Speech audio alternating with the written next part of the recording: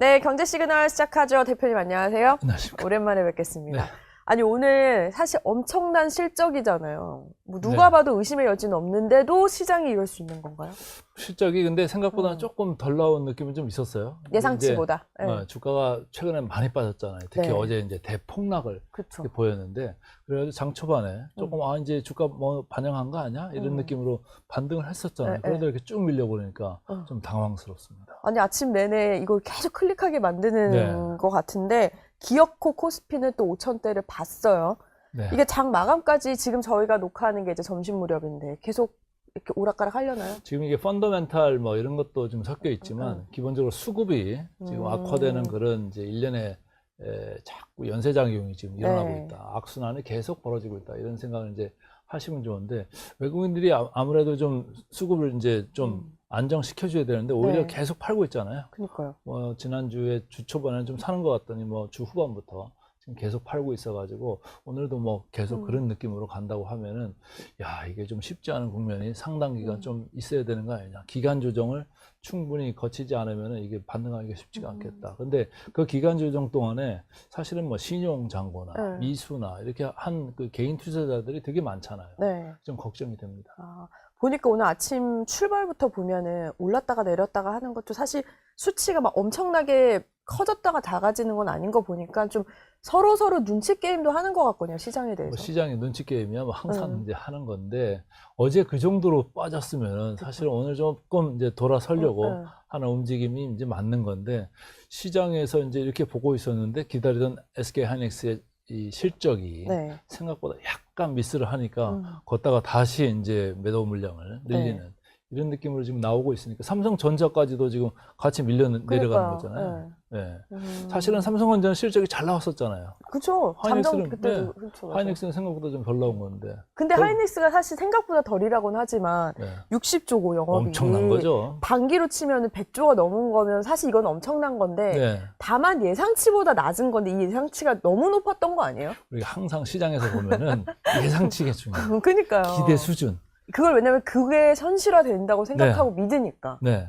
근데 이제 기대 수준을 최근에 좀 낮춰놨었거든요. 사실은 하향하는 리포터들이 좀 있었고 하향 조정이 좀 있었는데, 그것보다 또 더 밑으로 내려오니까 이거 뭐지? 이렇게 하면서 이제 조금 더 주가를 빼야 되나 이런 생각을 하고 있는 거고, 나중에 뭐 삼성전자, 하이닉스 또 자세히 이야기하겠습니다만은, 밸류에이션이 일단 조금 삼성보다 앞에 가 있잖아요. 지난번에 ADR 한다고 그 이벤트 때문에 하이닉스가 좀 먼저 달렸던 거, 그거에 대한 지금 반작용이다 이런 생각입니다. 그러니까 전반적으로 시장이 악영향을 받죠. 지금 말씀하신 기준이라면 사람들 입장에서 오늘 시장을 보면은 삼성이 더 낫나?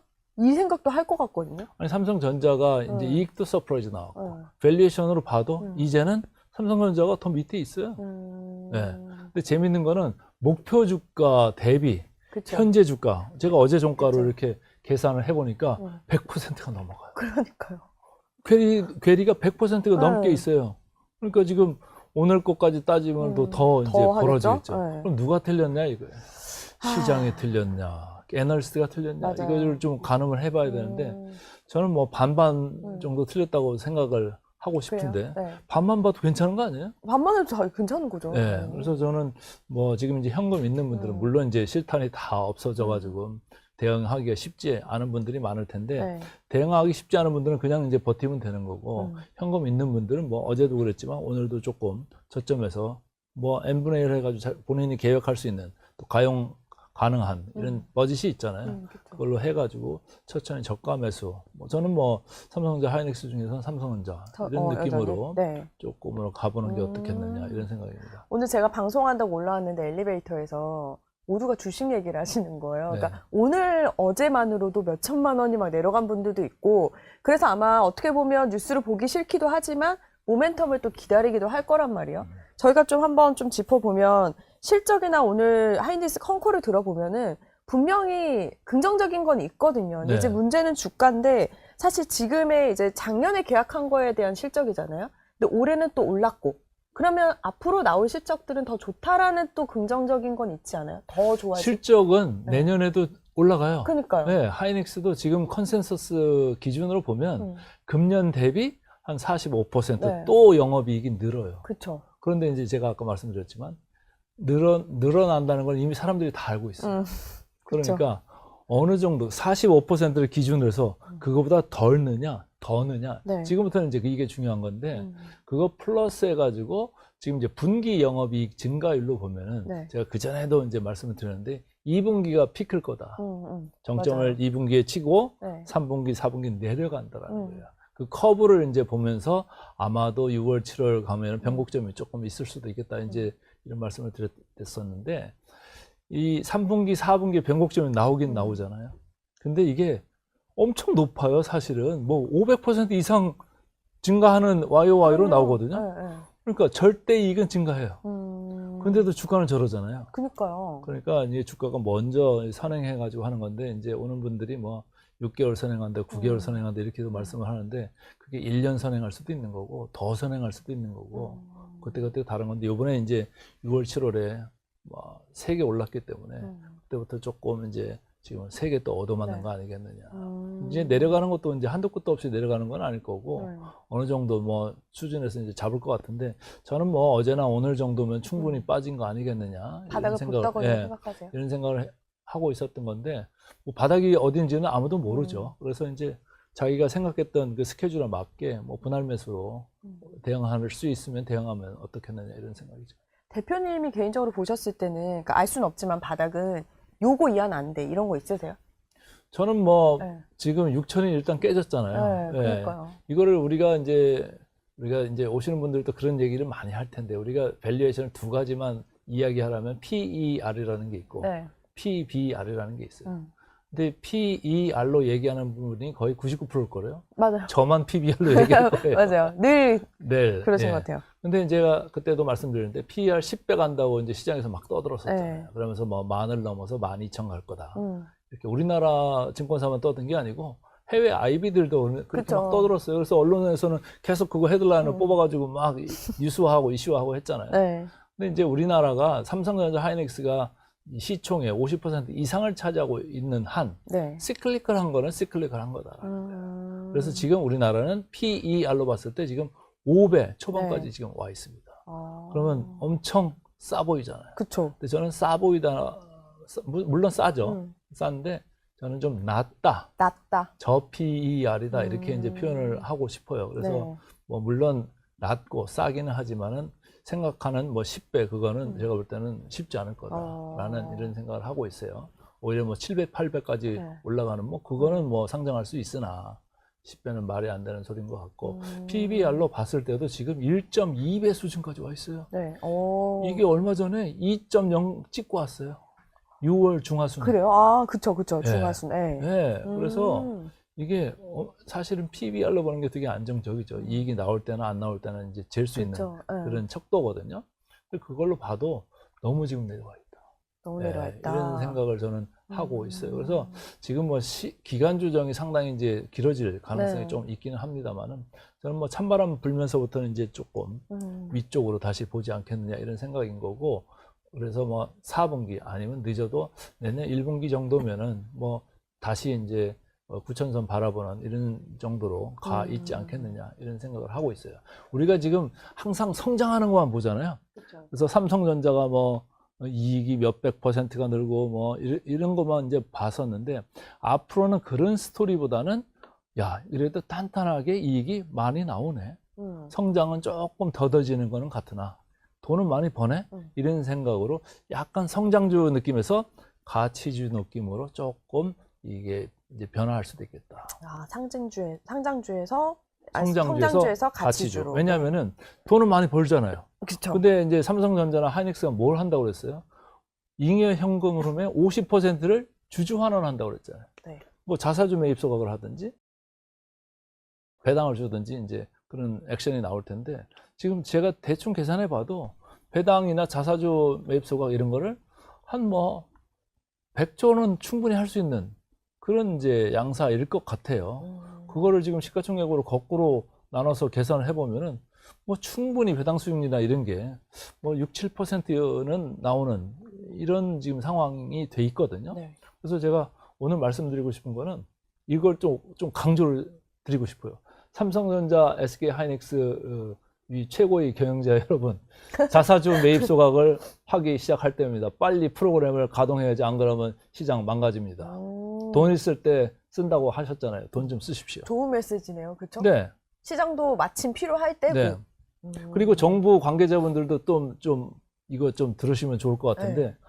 맨날 증시 안정기금 이런 거 맨날 그거 만든다고 뭐 폰만 잡지 말고 진짜로 좀 만들어가지고. 그러니까 좀 더 현실적이어야 될 것 네, 같아요. 지금 여기 엄청나게 많이 내려와 있거든요. 그리고 전국민이 지금 아우성 치고 있잖아요. 그쵸. 근데 이게 비싼 구간이면 제가 뭐 증환기금 그런 얘기 안 할 텐데 지금 싼 구간이 맞습니다. 그렇다고 보면 뭐 시장을 갖다가 좀 안정시켜야 되지 않을까요? 네. 괜히 레버리지 ETF 이런 거 만들어가지고 시장을 이제 망가뜨렸었는데. 그걸 너무 봤어요. 그러면 그리고 반대로라도 좀 뭔가 제동 장치를 만들어야 네. 되지 않겠습니까? 네.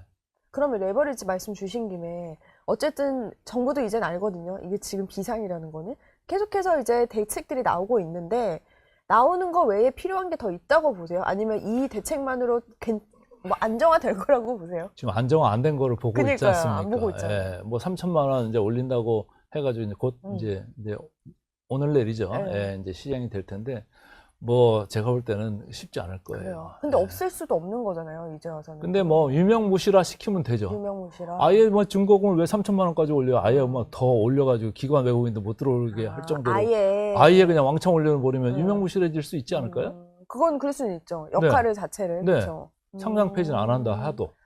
상장 폐지는 사실 쉽지 않은 것 네. 같고. 그게 설계 단계부터 말이 안 되는 거죠. 우리나라 시총의 50%가 넘는데 걷다가 2배로 지금 투자하라고 만든 게 아니에요. 이건 아니 이게 투기야. 투자자들한테 조심하세요 할 문제를 넘어선 것 같아요. 네. 아니 지금 포모에 지금 잔뜩 이제 그러니까요. 절어가지고 이거 옆에서 보니까 막 돈 번 사람들이 너무 많은데 자기만 돈 못 번 사람들이 많으니까 삼성전자, 하이닉스 본주를 팔고 레버리지 갖다 지금 더 망한 거 아니에요? 그러니까 본주를 팔고 간다는 건 굉장히 위험한 것 같아요. 위험하죠. 네. 네, 위험하죠.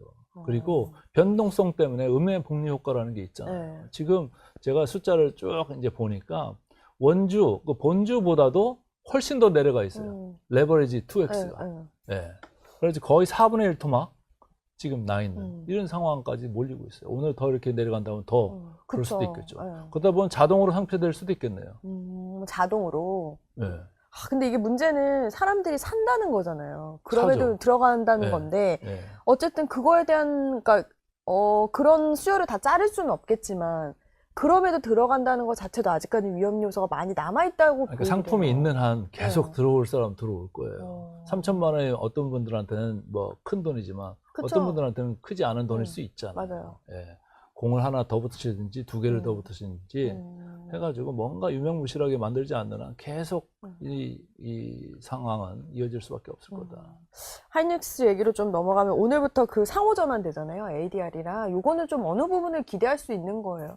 이게 뭐 이제 ADR이 이쪽으로는 와도 우리 여기 원주가 저 ADR로 가지는 않을 거예요. 예. 그쵸? 그거는 될 수가 지금 없는 상황이니까. 예. 근데 지금 프리미엄이 있는데 뭐 와서 뭐 어떡하게요? 그쵸. 비싼 가격에 사가지고 여기서 싼 가격에 팔까요? 예, 지금은 그거는- 아닌 것 예, 같긴 지금은 해요. 아닌 것 하필 같죠. 오늘 또 그쵸? 그러니까 그거는 뭐 크게 뭐 당분간은 큰 변화 없을 거다. 우리 지금 프리미엄 상태잖아요. 네. 이게 디스카운트 ADR이 지금 한국에서 거래되는 가격보다 더 내려가는 디스카운트 상태, 할인 상태로 가야지 이제 이걸로 바꿔가지고 여기서 뭐 플레이를 하는 건데 아직까지는 그런 상태가 아니죠. 예. 그리고 이제 바로 또 삼성 얘기 들어보면 내일 이제 실적 발표 있는데 저희가 공포스러운 게 지난번에 잠정 때 좋았거든요. 근데 주가는 진짜 또 급락했잖아요. 네. 그 무서움이 남아 있는 건데 내일 실적 분명히 뭐 좋은 데는 의심의 여지가 없어요. 이미 다 알잖아요. 그러니까요. 이미 그 숫자 대강은 아니까 그 그거 숫자 반응은 뭐- 안 할 거예요. 그렇죠. 그거에 뭐 더 좋았으면 좋았지 그럴 것 같은데 내일 어떻게 좀 대비를 하면 좋을까요? 내용 면에서 보고자 하는 게 이제 포인트들이 있을 거예요. 지금 어떤 걸 보면 좋아요? 지금 D램 가격, 네. 고정거래 가격을 어느 정도로 3분기에 인상할 것 같은지. 네. 그게 지금 시장의 아주 최대 관심사거든요. 네.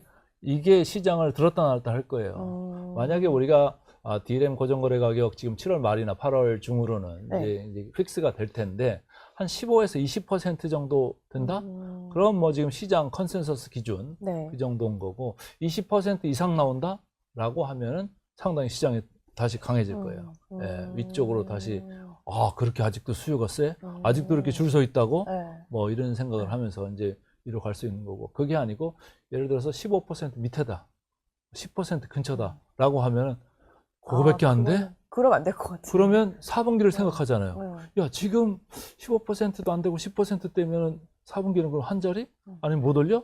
이런 생각을 할 거 아니에요. 그렇죠. 그럼 주가는 또 내일까지 더 밀릴 그러면 수가 안 될 있겠죠. 것 같아요. 예, 그래서 반도체 가격, 특히 디램 가격 네. 인상률이 어느 정도 될 거냐.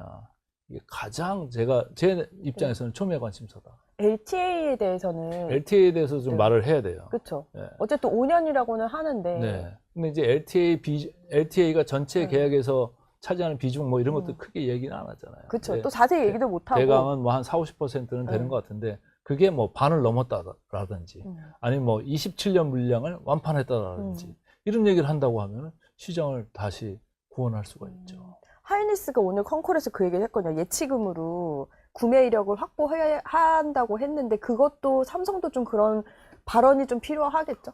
그걸 뭐 마이크론 자체가 이미 뭐 선거금 받아가지고, 그쵸, 선불로 받아가지고, 그걸로 지금 어차피 나오는 캐펙스하고, 예, 미리 이제 받는 건데, 미리 갖다 줄 정도다라는 걸 마이크론은 이제 보여줬던 거잖아요. 그렇죠. 메시지가 근데 좀 중요하기도 하니까. 삼성전자도 뭐 하이닉스도 그런 게 이제 있으면은 시장을 되게 안심시킬 수 있는 거예요. 그리고 이제 그런 얘기는 안 할 것 같습니다만은, 지금 또 이제 큰 그 물음표가 중국의 CXMT. 그렇죠. 네, 이거 우려잖아요. 우려죠. 네. 큰 우려죠. 근데 저는 뭐 개인적으로 제 주장은 이렇습니다. 당분간은 크게 우려도 안 해도 되는데, 그래요?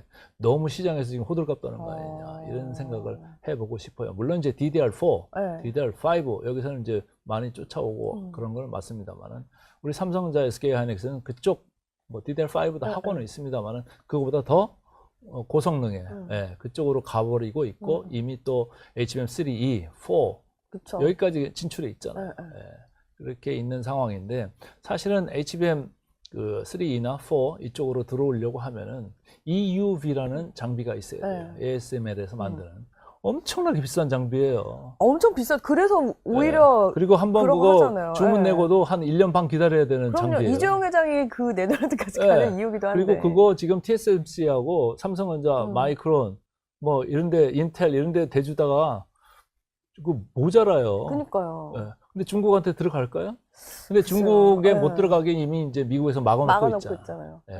그것 때문에 지금까지 DDR4나 5는 DUV라는 장비를 자기들이 이제 개발했다고 하죠. 어제도 우리 시장에 난리 난 거잖아요.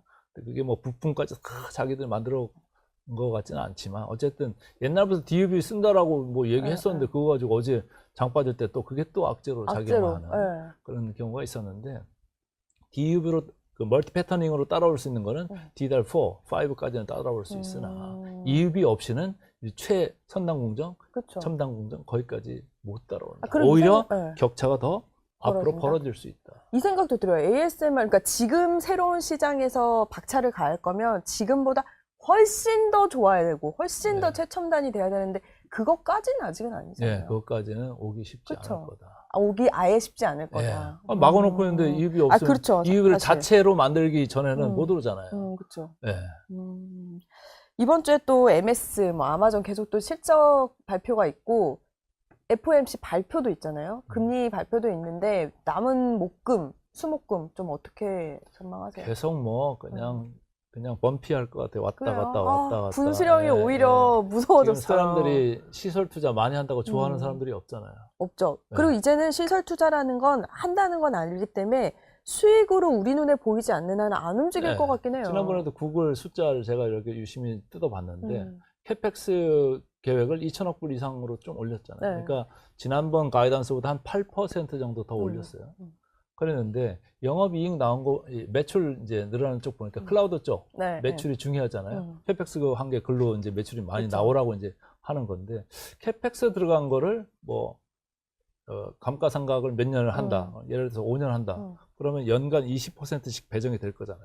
20%를 4개 분기로 또 나누면은 또 조금씩 이렇게 잘라져 가지고 이제 매출이라는 거하고 견져 볼 수 있는 건데, 그 정도 내지는 그거보다 조금 작은 정도로 매출이 늘었어요. 물론 이제 매출이 전년 동기 대비로 보니까 한 80% 이상은 늘긴 늘었지만, 그거 늘어서는 안 된다는 거예요. 안 된다. 더 늘어나요. 왜? 감가상각 위만 비용인가요? 기본적으로 쓰는 고정 비용들이 또 그렇죠. 따로 있잖아요. 거기에다가 또 마진도 붙여야 되잖아요. 훨씬 많이 붙여야 이게 우리가 얘기하는 투자 대비 효율성, ROI라고 하는데 그게 이제 정당화가 되는 건데 아직 거기까지는 가지 않았다. 가지 않았다. 그러니까 뭐 매출도 잘 나고 영업이익 잘 나고 가이던스 좋고 캐펙스를 올려도 주가가 밀리잖아요. 그러니까 눈이 높아진 것도 눈이 있죠. 높아지고 그렇죠. 눈이 너무 까다로워진 높아졌어요. 지금 이제 따지는 거예요. 이거 해가지고 돈 돼? 이거죠. 그 돈만 쓴다고 되는 거야? 라는 네. 이제 의견이 나오기 시작하는 거죠. 거기에다가 이제 오픈 AI 이슈도 좀 있는 거고 오라클들에 대한 또 사람들의 의심도 많아지고 있는 거고 여기서 뭔가 또 사고 나는 거 아니야. 그러면은 우리 메모리 업체도 이거 문제 생기는 거 아니야. 이런 모든 의심과 우려들이 지금 주가에 다 들어오고 있다. 그런 반면에 애플 얘기 안 할 수 없는 게 애플은 이런 말 하잖아요. 아무것도 투자하지 않아서 오히려 많이 올랐다. 애플 좀 어떻게 보셨어요, 요즘? 애플 요새 보면은 완전히 AI를 열심히 하는 데도 이렇게 무거워지는 느낌. 그러니까요. 애플은 오히려 가벼워지는 느낌. 이런 것 같은데 애플이 이제 로비를 열심히 하는 것 같아요. CXMT 메모리 쓰게 해달라고. 그치. 근데 반대쪽에서는 마이크론 테크놀로지가 반대로 또 로비를 하는 것 같아요. 무슨 소리냐? 중국 애들 메모리 이제 키워주면 안 된다. 이런 얘기하면서 이제 반 애플 그 로비를 좀 하는 것 같은데 제가 볼 때는 미국 정부가 뭐 순순히 그게 쓰게 할 것 같지는 않아요. 쉽진 않을 것 같아요. 그리고 줄 것도 별로 없을 수도 있어요. 중국 내에서 쓰기도 바빠 죽겠는데 그거 뭐 어떻게 주냐. 그리고 우리가 까본 건 아니니까 사실 그렇죠. 그리고 우리가 이제 캐파 증설이 이제 들어가가지고 금년도도 이제 조금 이제 볼륨들이 더 늘어나는 느낌도 있고 내년 하반기부터는 본격적으로 그리고 28년 상반기부터는 이제 크게 늘어나는데 우리가 HBM4 나 4E 이쪽으로 만약에 이제 들어가는 물량들이 많다고 하면 웨이퍼를 쓰는 게 HBM 쪽으로 가면 이쪽 기존의 이제 D램 쪽보다 3배 이상이 들어요. 아직까지도 수율이 잘 안 나오니까. 그래서 캐파를 증설하는 건 맞는데 과연 D램 쪽의 공급 제한적인 지금 그 공급 그 이슈가 확 풀리겠느냐. 이게 초과 공급 상태로 진짜 넘어갈 거냐. 그걸 좀 따져봐야 돼요. 수율이 확 올라오면 좋죠. 근데 수율이 안 올라오면 지금 같은 이런 바틀렉 이런 게 계속 이어질 수 있다. 근데 지금 이 시점에서는 새로운 그러니까 어쨌든 하이닉스가 왜 발열 잡는 HBM5 얘기를 했잖아요. 그러니까 그 다음 단계를 얘기하는 게 도움이 되는 시장일까요? 아직 멀었어요. 지금 그걸 보면서 저도 4E도 지금 안 가 있는데 5는 뭐 아직 먼 얘기예요. 그 메시지를 내긴 냈더라고요. 컨콜에서 보고 이게 조금 이른 건 아닐까라는 생각도 좀 들기는 했어요. 근데 이제 제가 컨콜은 이제 안 들어봤는데 이제 4에 있어서 사실은 하이닉스가 뒤졌잖아요. 스케줄이. 그리고 아직도 뭐 삼성전자 대비 뭐 좋다는 얘기는 저는 이제 못 들은 상태인데 뭐 비등비등한 거는 같아요. 그래서 많이 이제 쫓아는 왔는데 그래서 자꾸 이제 4 말고 이제 5 얘기를 하는 뭐 그런 거 아닐까 싶어요. 그러면 이런 생각도 들어요, 대표님. 이제 이번 주면은 실적도 나오고 FOMC도 나오고 이제 나올 거 다 나왔잖아요.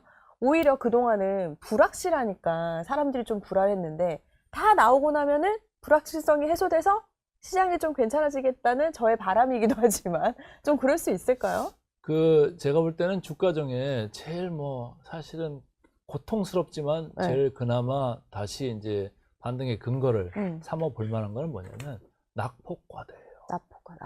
많이 떨어졌잖아요. 많이 떨어졌죠. 그리고 아까 제가 PBR 밸류에이션 얘기했습니다만 2.0 갔던 게 1.2대까지 지금 급전지 그렇게 푹 떨어진 거예요. 그거만큼 그 매력적인 거는 없을 거다. 다만 시장에서 물음표를 많이 지금 가지고 있으니까 계속 이거 먹고 저거 먹고 막 우려하고 그러는데 그게 주가에 계속 이렇게 들어온 거다라는 저는 생각을 하고 싶어요.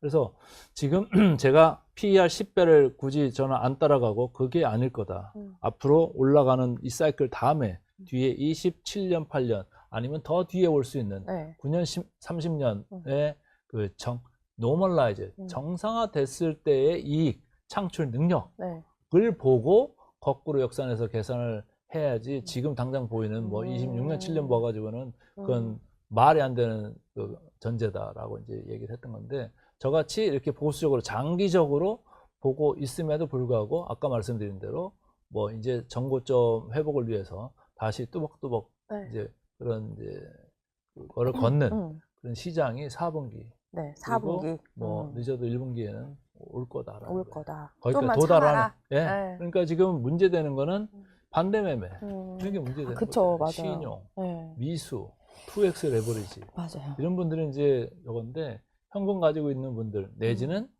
뭐 현금이 매달 이렇게 네. 들어오는 분들은 그냥 저금한다 생각하고 넣는 것도 괜찮아요. 왜냐하면은 우리가 ROE라는 걸 제가 올 네. 때마다 얘기를 하는데 맞아요. 자기 자본 이익률이라고 하는 거예요. 이 삼성전자는 금년 한 60% 이상 이렇게 벌 거로 지금 시장에서 보고 있고 네. 하이닉스는 90% 됩니다. 오. 네. 그리고 내년 가도 뭐 내려간다고 해도 네. 삼성전자 50%대 하이닉스 60%대. 아니, 지금 은행에 가서 보세요. 3, 4%밖에 더 줍니까? 그것도 많이 주는 네. 거죠. 그래서 조금 그런 걸 생각하시면 정기적으로 뭐 정기적금 든다 이런 느낌으로 지금 몇 주 사셨어요? SK 하이닉스? 옛날에 한 주 있었잖아요. 저 한 주 더 샀어요. 아, 그래요?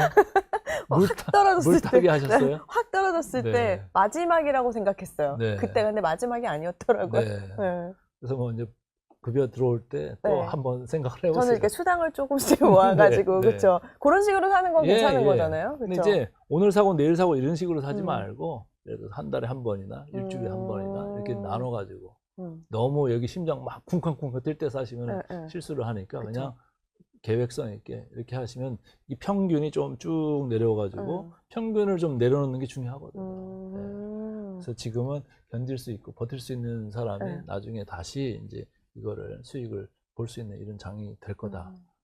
바닥이 조만간 가까워질 거다 이런 생각입니다.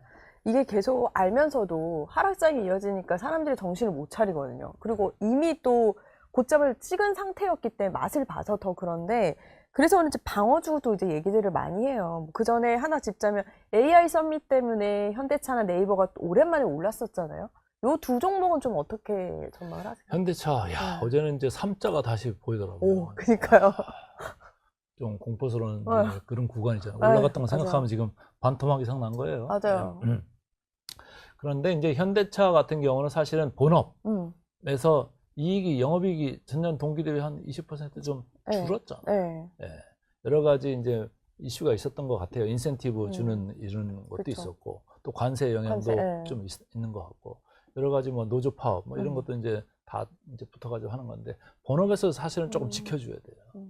이게 돼야지 앞으로 뭐 피지컬 AI가 됐든 로보틱스가 됐든 뭔가 투자를 많이 할 수 있을 거 아닙니까? 할 여유가 생기죠. 할 여유가 있죠. 근데 이제 잘하는 거는 미국에서 생산한 포션이 점점 높아지고 있다. 그래서 이제 트럼프의 관세 정책에 영향, 부정적인 영향에서 조금 이제 여유가 생길 수도 있는 그런 거는 있는데, 지금 로보틱스, 이제 아틀라스라는 게 이제 실전 배치되는 게 28년이나 되는 거잖아요. 근데 우리 지금 26년이잖아요. 주가가 조금 먼저 선반영했다가 온 거 아니겠느냐. 그래서 버스턴 다이내믹스의 IPO 일정이 조금 이제 구체화되고 또 시간이 조금 지나면서 아틀라스에 대한 또 로드맵이나 뭐 이런 것들이 좀 더 구체화되고 그리고 시간이 좀 필요하긴 한데, 그것도 마찬가지예요. 한 뭐 3년 정도 보시는 장기 투자자가 있으면 그냥 슬슬 넣으셔도 된다. 왜? 배당 수익률도 지금 기준으로 한 2.5에서 3.0% 정도 나오거든요. 그건 뭐 나쁘지는 않잖아요. 그리고 PER로 봤을 때 선행 기준으로 이미 10배 안쪽으로 이제 들어왔다. 지난번에 쫙 올라갈 때는 훨씬 높았었거든요. 근데 지금 10배 안쪽으로 들어왔어요. 물론 예전에 볼 때 우리가 선행 PER 뭐 현대차 같은 게 5배였던 때가 있었죠. 그렇죠. 그거보다 높지만 뭐 10배 안쪽으로 들어왔다고 하면 뭐 나쁘지는 않은 거다.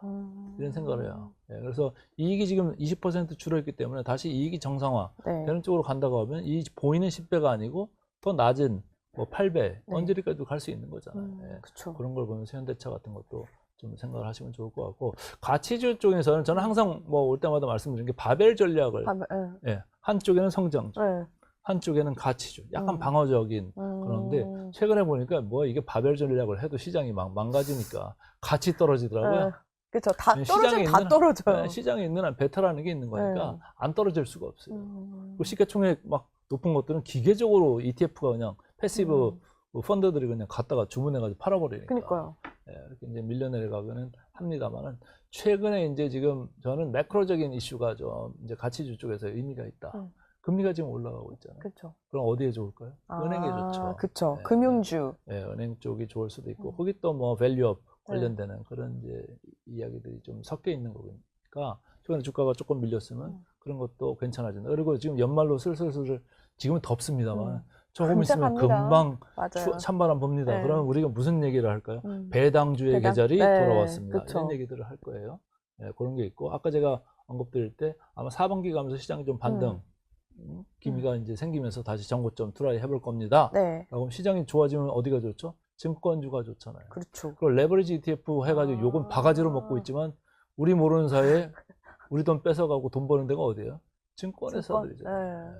근데 주가들은 많이 좀 내려와 있습니다만은 시장 돌면 같이 돌 네. 가능성이 크다. 그쪽도 밸류에이션이 높진 않죠. 네. 네, 그런 게 있는 것 같고 또 미국이란 전쟁 때문에 지금 유가가 확 올라가가지고 SOL 뭐 이런 것들이 많이 올라갔습니다. 오히려 반대 방향으로 유가나 그런 거에 또 이제 떨어질 때 네. 좋은 영향이 있는 그걸 좀 고르시면 좋고 마지막으로는 최근에 변화가 있는 게 있죠. 우리가 금리를 올리는 바람에 환율이 팍 떨어지고 있습니다. 그쵸. 환율 내려가면 좋은 주식들 내수주가 뭐 관련될 수 있잖아요. 그런 것들로 한쪽에 이제 바벨을 하면은 성장주 이쪽, 여기 방어주 이쪽, 그리고 현금도 사실 조금 있는 게 좋아요. 그런 것 같아요. 지금. 네. 근데 지금은 사실은 현금을 쓸 때예요. 저는 최근 몇 달 동안 현금 포션을 한 20-30%는 항상 얘기했었잖아요. 여기 와서도 늘 현금을 올라갈 때 현금 챙겨셔라. 근데 지금 현금을 쓸 때가 이제 왔어요. 저는 지금부터는 현금을 가지고 있지 말고 쓰셔라 이런 말씀을 하고 싶어요. 그럼 네이버는요? 물린 분들이 네이버는 많아서. 물린 분들이 많죠. 계속 뭐 될 것 같은데 떨어지고 맞아요. 떨어지고. 근데 제가 쭉 밸류에이션을 보니까 이제는 많이는 내려와 있다. 많이는 내려와 네, 있다. 많이는 내려와 있다. 그리고 조금 회사가 변화하려고 한다. 이제까지는 우리 네이버 하면 뭐였어요? 평생 인터넷 검색. 인터넷 그쵸. 쇼핑했잖아요. AI 쪽으로는 뭐 서브레인 AI 한다고 했는데 뭘 하는 것 같지도 않고 직접 또 써보면 이거 뭐 별로 이렇게 좋은 것 같지도 않고 이랬잖아요. 근데 이제 지난번에 샌프란 서밋 컸죠.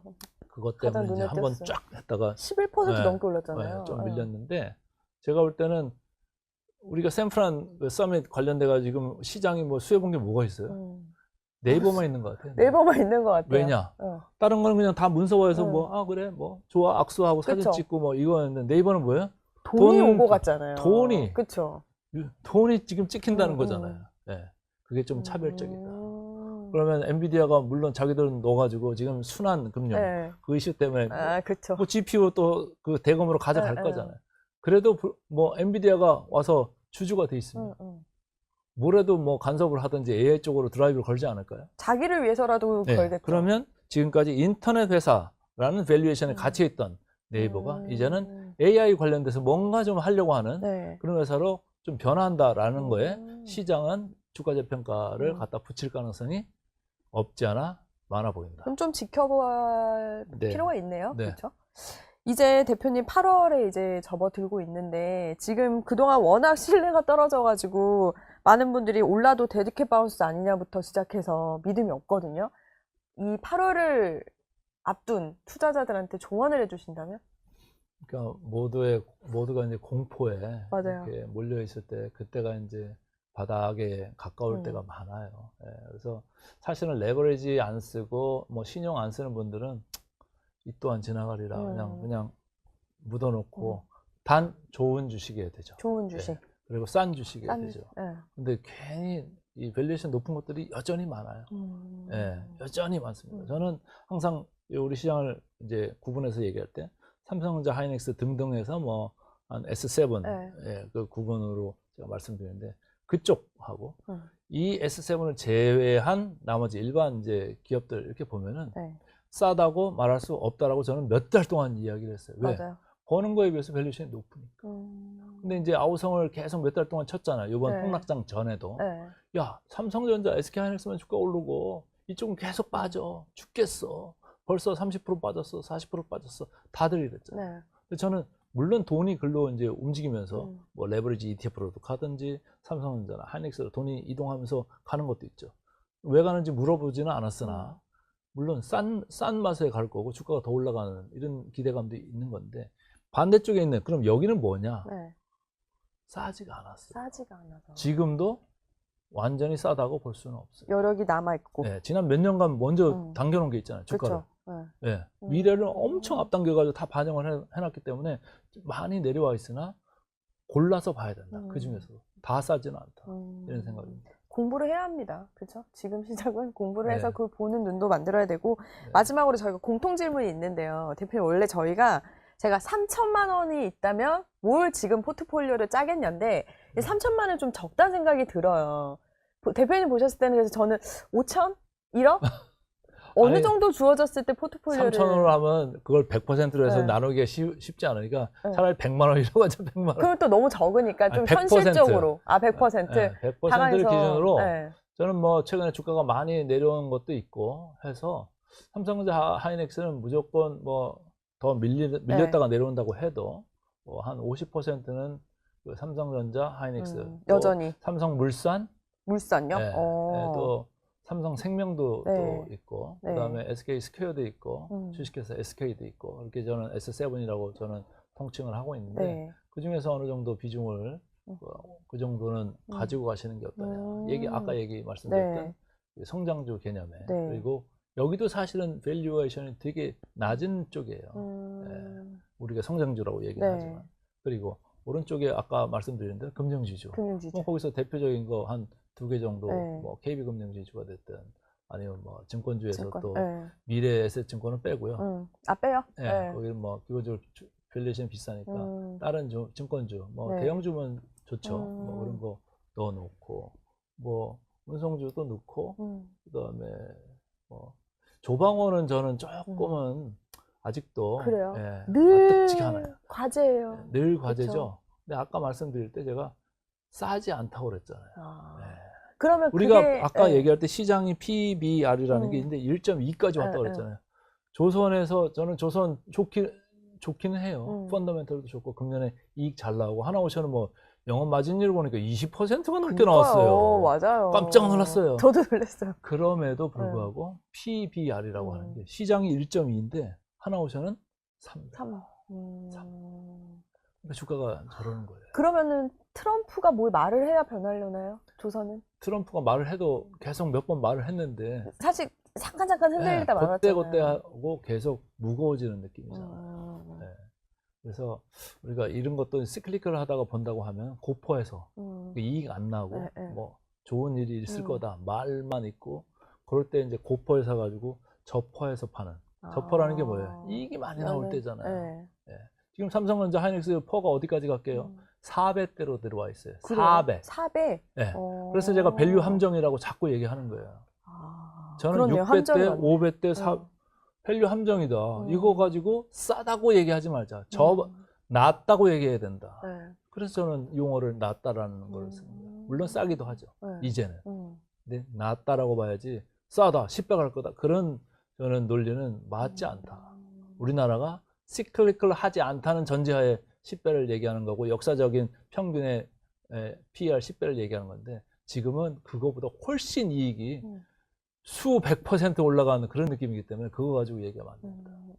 아까 말씀하신 게 현금 쓸 때라고 하셨잖아요. 네. 그러면 이제 퍼센테이를 좀 낮아야 현금을 낮춰야죠. 그렇죠. 어느 네. 정도 그래도 저는 조금은 뭐 갖고 한 있어야지.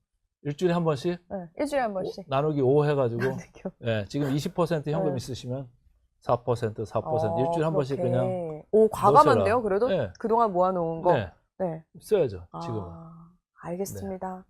일단 이 또한 지나가리로 좀 네. 버티고 다시 한번 또 좋은 소식으로 또 대표님 뵀으면 좋겠습니다. 지금까지 강관우 대표 함께했습니다. 감사합니다. 네, 경제 시그널 시작하죠. 박사님 안녕하세요. 네, 안녕하십니까. 오랜만에 네, 뵙겠습니다. 오랜만에 뵙겠습니다. 복잡한 시장에서 뵙게 됐는데 네, 제가 네, 먼저 화가 나서 먼저 하나 여쭤야 될 네, 것 같은데 네. 어젯밤에 레버리지 추가 규제가 이제 네. 갑자기 또 나왔잖아요. 네, 네. 어떻게 보셨어요? 이게 사실 이제 전문 투자자들 위주로 해야 되겠다. 그리고 이제 자금을 갖다가 높이는 거죠. 네. 그러니까 이게 사실 원래 됐었어야 되는 그러니까 거죠. 애시당초 됐었어야 네, 됐던 거 원래, 아니에요? 네.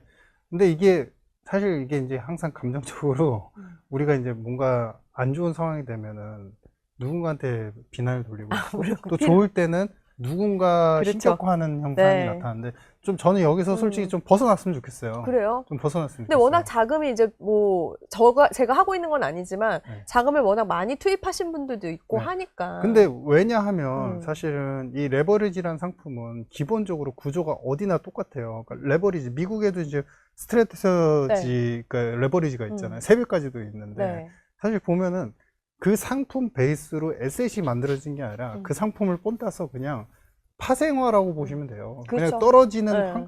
그 율만 2배로 하고 그 다음에 올라가는 것만 2배로 하는 정도일 뿐이지 네. 사실상 기본 에셋에 대한 베이스 자체가 음. 없다라고 봐도 무방한 거다. 근데 이제 중요한 건 뭐냐면은 우리나라에 저는 이번에 좀 말씀드리고 싶은 게 네. 아무리 기술이 좋고 그것이 이번에 발현이 됐잖아요. AI 반도체. 네. 우리가 사실 탑2가 다 있는 상태잖아요. 근데 중요한 건 뭐냐면 유동성 마켓 베이스가 너무 약해요.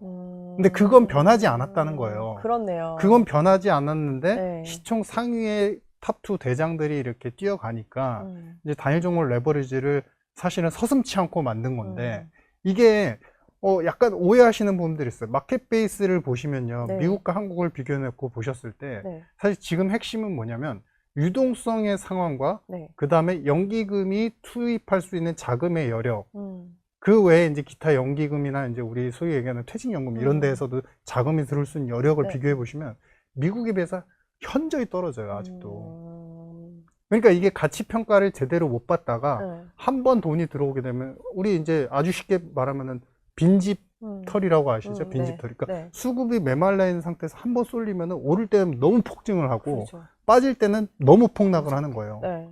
그러니까 지금 미국의 문제, 한국의 문제 이런 식으로 우리가 국한돼서 볼 문제가 아니라 미국도 빅테크들이 수익성 문제 때문에 이제 조정세를 보이고 있고 네. 이게 사실은 너무 겹겹이 반등 터닝 시나리오를 가기에는 너무 많은 네거티브 요소들이 다 이렇게 가리고 있어요. 그러니까 뒤덮고 있는 상태예요. 근데 한국도 마찬가지예요. 거기에 연동되어 있는 밸류 체인이니까. 네. 근데 중요한 건 뭐예요? 유동성 기반이 너무 약하다. 약한데 이 약한 구간에서 누군가가 우리 쉽게 얘기하면 저유동성 주식이라는 개념이 있잖아요. 네. 사실 하루에 뭐 일간 거래량이 몇 억도 안 된다. 그럼 갑자기 뭔가 좋은 이슈가 나서 몇십억 들어오잖아요. 네. 순식간 상한가를 갑니다. 그렇겠죠. 그리고 반대로 뭔가 안 좋은 게 조금만 나타나도 몇십억 바로 매도하면 무조건 한가 가거든요. 그러니까 그만큼 변동에 대한 노출도가 아직도 해소가 되지 않았다. 저는 그러니까 아쉬웠던 점은 뭐냐면 이런 레버리 상품, 반도체에 기인한 레버리 상품이 나오기 전에 기본적으로 유동성 베이스를 얼마만큼 우리가 탄탄하게 만들어 갈 것이냐. 외국인 어떻게 보면은 이제 마켓 베이스로 봤을 때 코스피 자체를 로드쇼를 나가거나 예전에 이제 우리 모디 총리 같은 경우도 인도에서 네.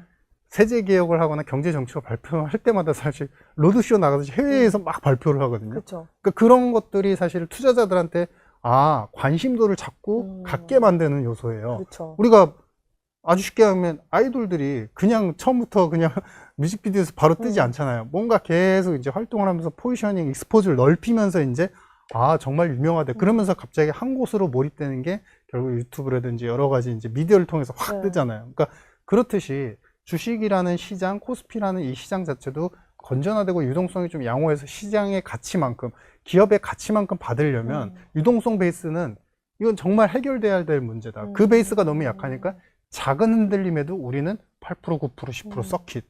작은 흔들림에도 갑자기 또 폭등. 그렇죠. 이게 반복이 되는 그런 순간인데 거기에 이제 약간 이제 위험성이 더 가미된 레버리지까지 들어와 있으니 사실상 엎친데 덮친 격인 상황이다. 그래서 기본 베이스는 이 레버리지의 문제로만 저는 국한돼서는 안 된다고 보고요.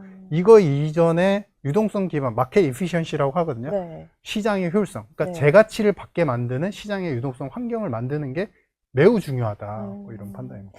이거를 정부가 모질랐을 리는 없을 텐데 말이죠. 그러니까 이거는요. 근데 어떤 특정, 뭐 예를 들어서 어떤 정부가 잘했고 어떤 정부가 못했고 이런 문제가 아니에요. 이게 시장이 우리가 이제 자본시장, 유가증권 시장이 형성된 이후부터 지금까지 논의됐던 문제, 항상 마켓 베이스의 유동성이 약하다. 그게 이제 재무 쪽에서, 우리 재무경제 쪽에서 그 여러 가지 이제 논문들이 나오곤 하는데 네. 우리나라들은 항상 그런 지적이 있어요. 그러니까 뭐냐면은 한국 마켓의 특성이 있어요. 네. 특성이 뭐냐면 마켓 타이밍이 굉장히 강하다는 거예요.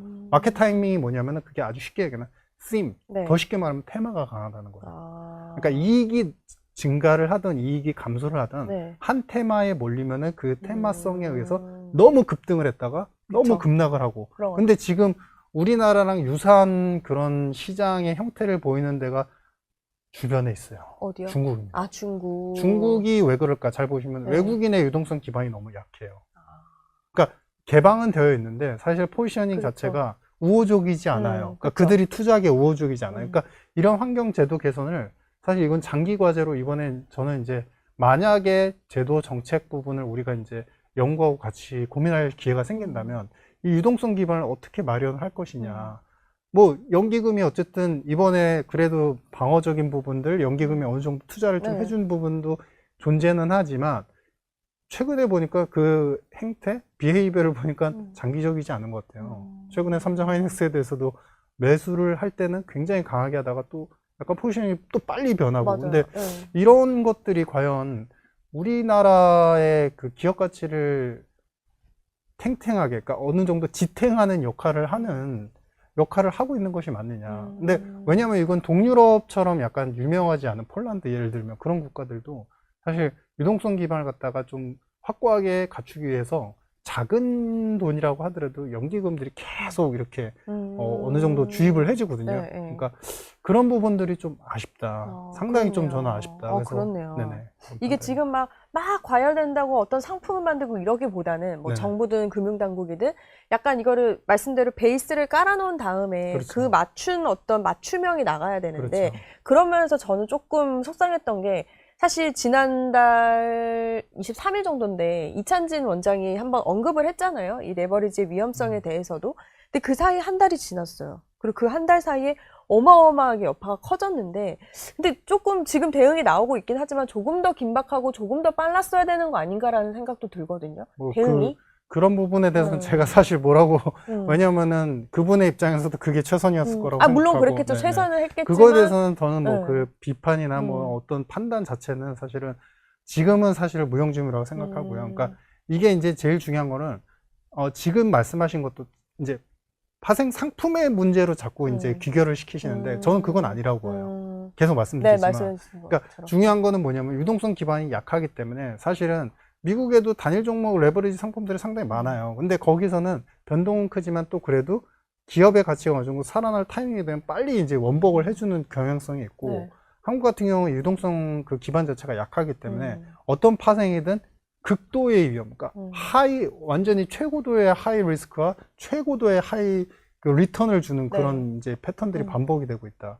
근데 그게 이제 뭐 약간 어떤 상품이 출시가 되고 할 때는 사실상 그건 수요자의 니즈도 파악을 해서 하기 때문에 지금 와서 뭐 그것 때문이야, 정책 때문이야. 맞아요. 무조건 탓할 네, 수는 그렇게 없어요. 얘기할 네, 문제는 그렇기는 아니라고 해요. 생각하고요. 네. 중요한 핵심은 유동성의 문제하고 그 다음에 두 번째는 일단 우리나라의 쏠림 자체가 굉장히 상당히 강했었다. 네. 최근에 이제 상승장에서 반도체에서의 그 쏠림이 저는 강한 부분에 대해서 계속적으로 5월, 6월 달 그때는 많이 이제 욕도 먹고 사실은 혼나기도 했어요. 근데 그게 문제라고 저는 생각을 했었고 왜냐하면 베이스 자체가 탄탄하지가 못하잖아요. 그렇죠. 그러니까 예를 들면 테크주도 사실은 지금 미국처럼 네오 클라우드가 있고 순수 클라우드가 있고 플랫폼 비즈니스가 있고 이렇게 AI 이제 소프트웨어가 있고 이렇게 좀 펼쳐져 있어야 되는데 그게 아니라 이제 일방적으로 디램에 이제 포지셔닝이 돼 있다 보니까 좋을 땐 너무 한없이 좋고 나쁠 때는 또 한없이 나쁜 그런 현상들이 반복이 되는 것이다.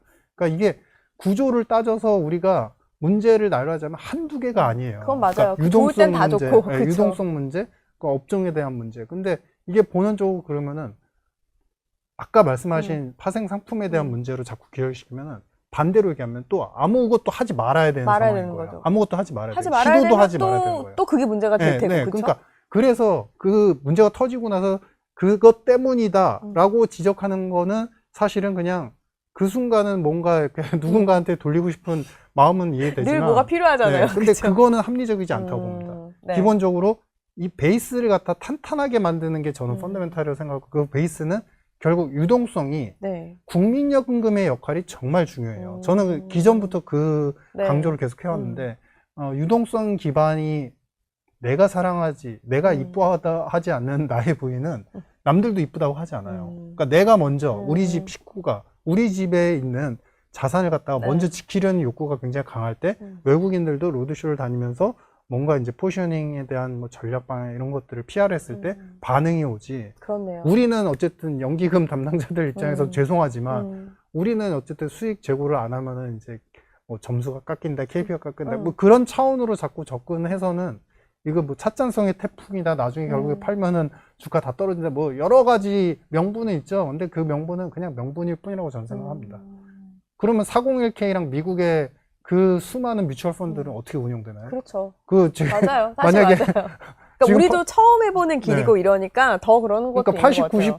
90대 되신 분들 은퇴해가지고 계속 이제 연금 타시는데 그러면은 그래서 미국 주식이 다 떨어지나요? 그러니까 그쵸, 아니잖아요. 그건 아니에요. 일본도 비슷해요. 일본도 비슷해요. 그러니까 미국은 워낙에 큰 시장이니까 또 반박을 하신다면 그럼 일본을 보면 어때? 일본이 사실 내국 투자 베이스가 크잖아요.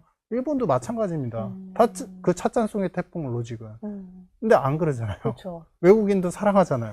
네. 그렇죠. 그러니까 우리도 판단이. 보면은 이걸 계기로 오히려 좀 좋은 시장으로 만드는 네. 베이스를 기반으로 만들면 좋을 텐데 그래서 이 시점에는 좀 객관적인 시장을 바라보는 눈이 필요할 것 같다는 네. 생각이 들어요. 네. 좀 지금의 우리나라, 그러니까 어떤 위치에 와 있는지 좀 설명해 주시겠어요? 자, 그러니까 이게 음. 중요한 거는 누가 잘못했을까? 그러니까 다 따지자 보면요. 아, 사실은- 누구 잘못하냐의 문제는 아닌 것 같아요. 네. 이젠 그쵸? 네. 네. 그러니까 사실은 트럼프한테 있는 거예요. 아, 사실은 트럼프. 트럼프.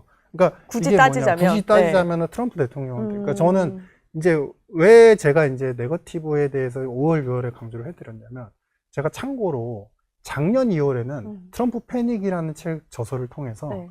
분명히 관세를 세게 때려도 분명히 글로벌 MS를 우리가 늘릴 수 있는 기회가 옵니다. 거기에서 제가 두 개를 꽂았어요. 네. 빅파마들이 사랑하는 바이오. 두 번째, 우리가 ATP, 그 다음에 제조, 메모리가 굉장히 강력하게 이렇게 그 밸류체인이 형성이 되어 있는 반도체. 이 두 개를 꼽았어요. 네. 근데 지금 하나는 틀린 거죠. 바이오는 그렇게 기회가 안 왔고, 근데 이제 반도체는 기회가 왔어요.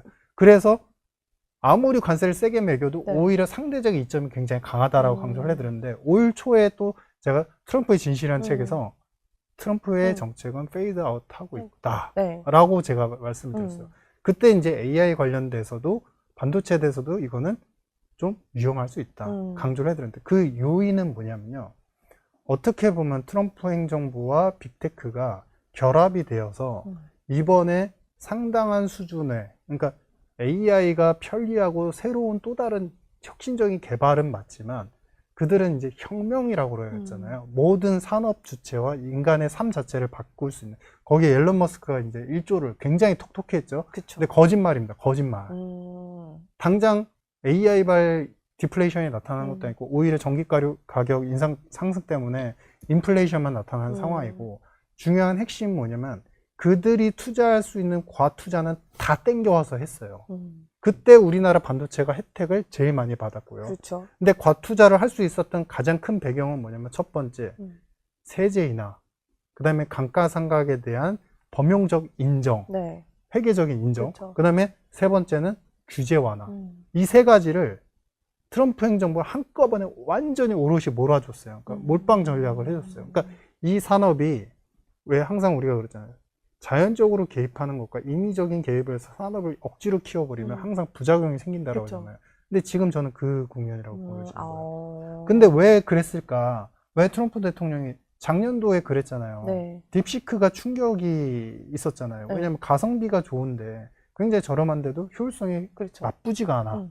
그러니까 그때 당시에 트럼프 행정부에서 모든 보조금을 갖다가 다 빅테크에다가 몰입을 하면서 비싸도 도저히 따라올 수 없는 상품을 만드세요 그러면서 그와 동시에 스타게이트 펀딩뿐만 아니라 여러 가지 모집, 자금 모집을 갖다가 대통령이 주최를 했어요. 네. 그러니까 여기에 밸류는 그래 당장 수익 못 벌어도 제일 전 세계 탑은 미국 제품일 뿐이야. 그러면서 밸류가 확 올라갔고 동시에 그때 이제 웃었던 분이 누구냐? 이제 지금까지 사실 웃고 있겠죠. 스페이스X IPO 성공적으로 이끌었는데 굉장히 톡톡히 네. 기반이 기반이 됐었죠. 근데 실제로는 현실적으로는 시장은 냉정하고 객관적이잖아요. 네. 지금 어떻게 판단하고 있죠? 오늘 마소와 메타의 실적 베이스에서 달라지는 부분, 네. 대비되는 점 보이시죠? 네. 바로 수익성, 수익성. 과투자. 그러니까 메타는 뭔가 제대로 못하고 있는데 이제 와서 AI 투자하겠다고 돈만 쓰면서 거기다 EPS도 안 좋아. 그렇죠. 근데 그래도 마이크로소프트 같은 경우는 원래 클라우드 사업에서 잘했는데 기존 사업이죠. 잘한 걸 여전히 잘하고 여전히. 있어. 네. 그런데 투자도 과투자가 아니라 투자 금액을 약간 하한 범위로 약간 낮췄네?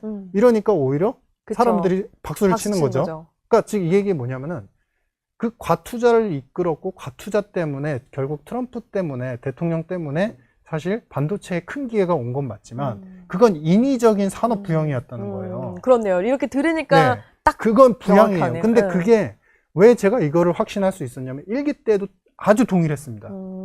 그때는 플랫폼이었죠. 빵 그쵸. 기업들 플랫폼이 결국 혁신을 가져오고 혁명을 가져온다. 그때도 똑같은 혁명이라는 단어를 썼는데 어떤 혁명이냐?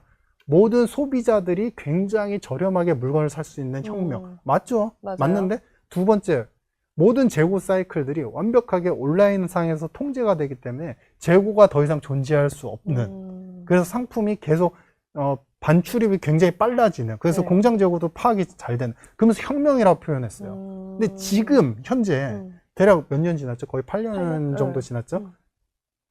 플랫폼을 혁명이라고 하나요? 우리가? 그렇게까지는 안 하죠. 매우 필요하지만 그렇죠. 이제 막 그 정도까지는 예, 아닌 필요하지만 그냥 편리하지만 혁명은 아니잖아요. 저는 AI도 그렇게 될 거라고 봐요. 근데 그걸 자꾸 혁명이라고 주입시킨 주체는 누구냐면은 사실 이참에 어떻게 보면은 밸류를 갖다 확 높여놓고 이참에, 왜냐하면 아까 제가 세 가지 말씀드렸잖아요. 트럼프 때는요 완벽한 규제 철폐와 세금 공제와 그렇죠. 그리고 동시에 자금을 모집할 수 있는 펀딩에 대한 요소들을 다 해줘요. 요 세 개를요, 미국은 뭐 AI, 여러분들께서 오해하시는 부분이 있는데, 민주당 대통령이 와도 똑같이 할 거 아니에요? 아닙니다. 바이든 때는 반규제 독점법으로 규제를 했고요. 맞아요. 대기업 증세를 하려고 했고요. 그리고 마지막 세 번, 펀딩에 대해서는 절대 관여하지 않아요. 맞아요. 그 차이가 있죠. 굉장히 큰 차이입니다. 그 기업 가치를 이렇게 넘나들게 만드는 데 맞습니다. 굉장히 중요한 요소거든요. 근데 그런 요소들 때문에 어찌 보면은 글로벌 투자자들도 열광을 했고, 그 열광의 베이스에서 종목을 보시는 분들은 저보다 기업은 더 잘 보시지만, 그런 부분에서 이거는 펀더멘탈리 이런 이익을 내세운 적이 없기 때문에, 이런 이익은 역사적인 기록이기 때문에 무조건 사야 된다, 빠지면 사야 된다, 이거를 계속, 그러니까 탑에서 움직이는 부분들이 사실상 이제 빅테크들도 이제는 과투자 때문에 압박을 받고 있고 핍박을 받잖아요.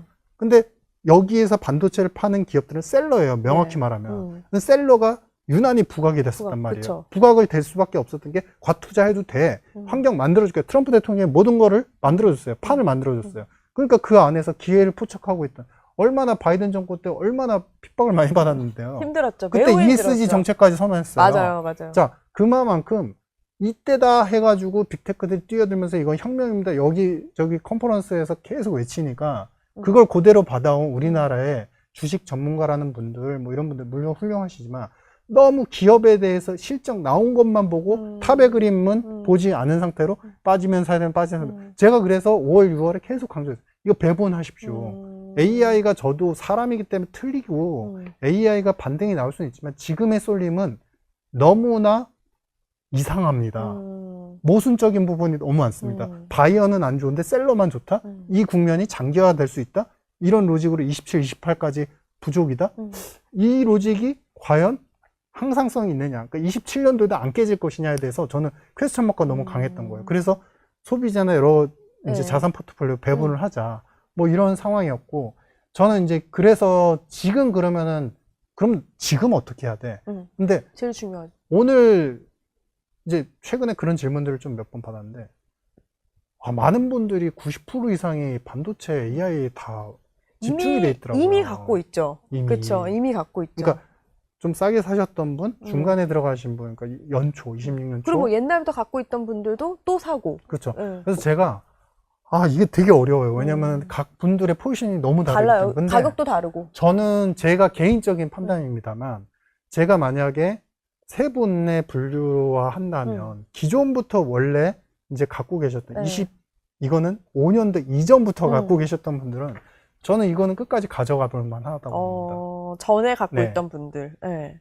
왜냐하면 장기적으로 물론 오늘 삼성전자가 사실은 굉장히 어떻게 보면 컨센을 상회하는 이익을 내줬고, 근데 중요한 건 주주 환원의 대책에 대해서 오늘 나온 배당금 숫자 이런 것들은 그렇게 나이스하지는 못했던 것 같아요. 아주 버라이어티하진 기존에 않았죠. 외쳤던 맞아요. 것에 비해서 네. 하이닉스도 구체안이 없는 상황이고요. 근데 이 부분들이 만약에 앞으로 고쳐질 수 있고 그게 개선만 된다면 장기 포지션상 외국인들이 충분히 투자할 만한 가치가 있어진다고 봐요. 그렇기 때문에 장기 포지션은 그대로 가시면 될 것 같다고요. 근데 이제 26년 초나 작년 언저리까지 보시면은 네. 그런 분들과 최근에 투자를 하신 분들은 일정 부분 리밸런싱을 해야 된다. 그러니까 리밸런싱이라 하면 너무나 여기에 몰입도가 강하면 네. 일정 비중을 반등, 그러니까 오늘도 사실 이게 변동이 굉장히 크잖아요. 왔다 갔다 엄청 그러니까 심해요. 변동이 크기 때문에 항상 그래도 약간의 좀 기회는 항상 존재를 하거든요. 그러니까 존재를 할 때 약간의 포지셔닝을 약간 줄이고 그걸 바로 투입하시면 안 된다. 오히려 지금 시장이 뭐 눈높이가 굉장히 까다로워졌기 때문에 이제 밸류에이션도 중요하지만 싸다는 것도 중요하지만 네. 성장성도 갖춰야 돼요. 그렇죠. 이제는 주식 미인대에서 이 두 가지를 다 갖춰야지만 1등을 합니다. 맞아요. 근데 그 업종이 지금 최근에 소비재 쪽이 그렇게 되고 네. 있어요. 그러니까 밸류에이션도 역사적 평균 밸류에이션 대비 싸고 네. 두 번째는 중요한 부분이 뭐냐면은 그 성장성이 앞으로 좀 부각될 수 있고 그래서 일전에도 말씀드렸지만 인베스코라든지 여러 가지 이제 골드만삭스 그리고 블랙록 포트폴리오를 자꾸 변경해요. 변경하는데 IT 빅테크를 중립으로 좀 줄이고 소비재 쪽, 유틸리티 쪽을 좀 늘려가는 그런 네. 구조. 근데 우리나라에서 순수 소비재 쪽이라면 찾기 힘들지만 어찌됐든 환율 안정세를 확인하면서 음식료도 소비재가 되고요. 네. K푸드. 그 다음에 K뷰티 같은 경우는 지금 당장 지금 좋아지고 있는 국면이기 그쵸. 때문에 충분히 포지셔닝만 할 만하고요. 네. 그리고 이제 마지막 세 번째가 이번에 어찌 보면 이제 트럼프의 잘못이라고 했지만 결국 중요한 한 방을 터뜨린 게 누구예요? 바로 중국이잖아요. 그쵸. 항상 중국은 항상 그랬습니다. 한 방에 EV 배터리 그리고 화학산업. 과거에 뭔가 잘 된다고 하면 항상 이제 우리가 MS 다 먹을래 그러면서 보조금은 그냥 공짜로 투입을 하면서 공급 과잉을 항상 만들어요. 바로 이번에도 톡톡히 그 역할을 하고 있죠. 근데 참고로 말씀드리면 옛날에는 화학 쪽을 공급 과잉을 만들었다고 그랬잖아요. 네. 근데 작년도에 경기가 무너지면서 사실 공장들이 문을 닫고 다 철수를 했는데 신경을 안 쓰는 산업이 바로 화학입니다. 화학. 이제 공급이 부족해졌어요. 아, 근데 그렇네요. 지금 전기차 EV 배터리 쪽과 그 다음에 반도체만 집중 공략하느라고 화학은 신경을 안 쓰고 있습니다. 이런 부분들 때문에 사실 화학업 같은 경우는 중국 관련된 포지셔닝이 익스포저가 되는 순수화학 말고 고부가치 화학 산업 같은 경우는 가격의 스프레드 있잖아요. 네. 이익을 낼 수 있는 스프레드. 매출 단가, 네. 그 다음에 제조 원가. 제조. 요게 네. 벌어지고 있어요. 왜냐면 매출 단가가 올라가는 거는 이제 사실 이제 중국 쇼티지 문제 때문이죠. 그쵸, 근데 아무래도. 중국 정부는 신경도 안 쓰고 있는 거예요. 그러니까 이런 식으로 틈새 시장이 분명히 존재를 하거든요. 근데 장이 교란되기 때문에 당장은 지금 같이 흔들릴 여지는 있어요. 근데 중요한 건 뭐냐면 포지셔닝을 변경해 넣어서 제일 좋은 방법은 뭐냐면 결국에 전체 총 자산의 포트폴리오의 변동성이 작아지면 나중에 안정화될 때 그때 수익률이 가장 높아질 수 있습니다. 그 포트폴리오가. 근데 지금처럼 어찌됐든 반도체로만 뭔가 여기서 이제 답을 찾고 여기서 어떻게든 이겨내려는 분들은 사실은 좀 위험하기 때문에 적정 비중으로 쪼개서 좀 관리를 하시는 게 좋다. 뭐 이런 판단입니다. 금리를 좀 얘기해 보려고 해요. 네. 오늘 새벽에 이제 동결로 결정이 네. 났는데 블로그에 이제 써주신 글을 제가 봤는데 금리 인상의 예고편이라고 결론을 내주셨잖아요. 네. 오늘 그 발표 어떻게 좀 보셨나요? 매우 실망스러웠습니다. 실망스러우셨어요? 말은 되게 많았는데 네. 지금 2년물하고 기준금리하고 스프레드가 지금 75bp고 사실 갭 자체가 보면은 거의 2번에서 3번 정도 올려도 무방한 정도로 갭이 나와 있거든요. 그쵸. 근데 그러니까 말은 되게 많았어요. 네. 그러니까 예를 들자면은 이제 인플레에 대해서 얘기를 할 때도 AI 인플레에 대해서 그동안에는 디플레이션이 나타날 거다라고 얘기했잖아요. 근데 가로등에서 열쇠 찾기라는 이야기를 하면서 뭐냐면 AI발 인플레이션을 너무 과도하게 너무 거기에 신경을 쓰는 거 아니냐 뭐 이런 얘기도 했고 중요한 거는 이제 두 번째는 동결을 한 이유는 시장이 이미 긴축적이었기 때문이다. 네. 근데 가장 핫하고 미국에서 이제 시장을 대변한 야드니 리서치에서 자경단, 채권 자경단 얘기를 하면서 매우 실망스럽다. 왜냐하면 시장에서는 이미 그리고 본인조차도 인플레이션을 확실히 잡겠다고 했는데 그쵸. 인플레이션 PC가 3% 넘는 거를 수수방관하지 않겠다 했는데 어찌됐든 CPI가 예상치 대비 떨어졌어도 PCI는 5월, 6월 달 지금 3%대 이상에서 더 네. 나왔어요. 서비스 물가도 지금 PC가 서비스 쪽이 3% 중반대 나왔어요. 그럼 이 괴리를 좁히기 위해서라도 올렸어야 된다. 필요했다. 네. 근데 여러분들 이 자경단이 무시하면 안 되는데 여기가 뭐 음모론 조직 이런 게 그건 아니라 아니죠. 아, 그쵸. 시장을 대변하는 채권의 포지셔닝을 갖고 있는 플레이어들을 대변하는 어떤 이제 리서치 네, 혹은 이제 분석 주장을 다 이제 통합해가지고 채권 자경단이라고 얘기를 하는데 여기 입장을 읽어보면요. 네. 워시가 말은 올린다고 했고 그런 환경이 됐는데도 안 올리고 9월로 미뤘어요. 미룬 거는 뭐냐면은 언제든지 올려야 되는 상황이 된다는 거예요. 숙제가 됐다는 그렇죠. 거예요. 그러면 그 숙제를 본인이 페드가 만약에 안 움직이면 어떻게 하겠다? 채권 자경단 입장에서 보면 그러면 우린 쇼피정을 더 강하게 가져가겠다. 그러니까 금리는 알아서 9월 달에 무조건 올리는 것을 예고한 만큼 분명히 채권 금리는 올라갈 겁니다. 네. 안 올리더라도 올라가고 올리면 올린 만큼 올라가고. 그러니까 즉 이 얘기는 뭐냐면 채권 시장에서의 이미 일정 부분의 발작은 시작이 됐다. 근데 그거를 억누르고 있는 상황이다. 네. 페드 입장에서. 케빈 워시도 어찌 보면은 말과 행동, 제스처 뭐 여러 가지 뭐 툴은 다르죠. 네. 연말 가가지고 많은 잣대 지표를 보고서 TF 5개 집단을 구성을 해서 그걸 가지고서 발표하겠다 하지만 행동과 지금 실질적인 액션은 파월 의장과 다르지 않다. 다르다. 네, 다르지 않다. 다르지 않다. 네, 그분, 네, 네. 아, 그쵸, 그분과는. 그러면은 한 가지 여쭤보고 싶은 게 이제 AI도 얘기도 했고, 박사님도 AI 이제 말씀 주셨는데, 이게 지금 우리는 계속 설비 투자를 해야 된다라고 해서 이제 주장을 해 왔잖아요.